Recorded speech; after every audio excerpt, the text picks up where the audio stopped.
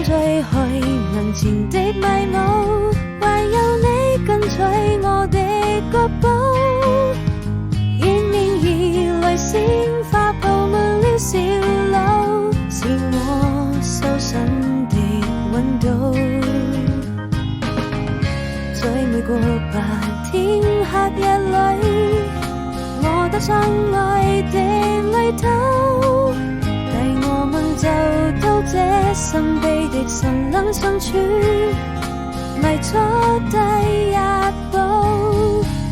或許是教會天主最介意不再孤獨，許下的一定要一起擁抱幸福，為夢想去追逐，用最寶貴的禮物，總有人為你祝福。我多想